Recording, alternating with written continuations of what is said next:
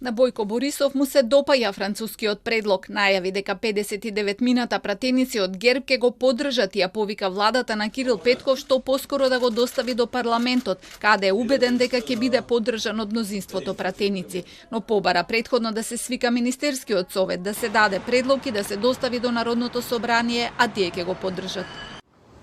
Аз водих разговори с депутатите од ГЕРБ и съм ги помолил, ако ми вярват, да подкрепят предложения, ако все пак се осмели този страхливец, лъжец. Защото вчера само лъга и само обясняваше колко не го е страх. Но ако се престраши, ще има 59 депутата подкрепа на даване зелена светлина на Северна Македония и Албания.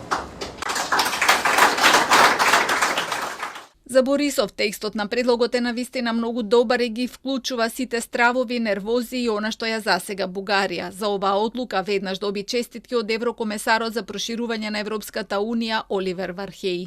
Му благодариме на лидерот на опозицијската ГЕРБ Бојко Борисов за историската одлука за Европа и за Македонија да прифати преговори базирани на францускиот предлог, дозволувајќи да се отворат пристапните преговори со Македонија. Очекуваме владата да ги достави неопходните предлози до парламентот денеска, за да може Европа да оди напред. И бугарскиот председател Румен Радев е задоволен од францускиот предлог, оцени дека тој немало да се случи ако Бугарија не го употребила ветото со јасен став и аргументи. Задоволени од фактот дека суштинските разговори на Македонија со ЕУ нема да почнат се додека бугарите не бидат впишани во нашиот устав, но доследно како и секогаш на браникот на бугарските максималистички и националистички барања, Радев ги предупреди бугарските политичари, рамката не е доволна. Искам да призова българските политици да не бързат да обявяват историческа победа. Защото промяната в Конституцията не е последната, както някои твърдят, а първата крачка по пътя на интеграция.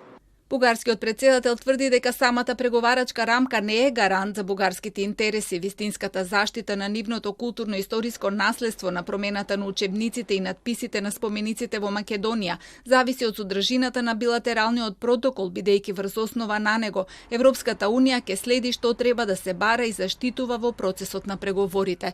Откако посочи што се треба да направи Македонија за да ги задоволи бугарските максималистички барања, Радев им се обрати и на нашите политички лидери, укажувајќи им дека сега е време за политичко лидерство и храброст во името на иднината. Од нашата влада пак се уште упорно молчат. Образложението е дека треба детално да се анализира, а се чека за неко да се изјаснат членките на ЕУ.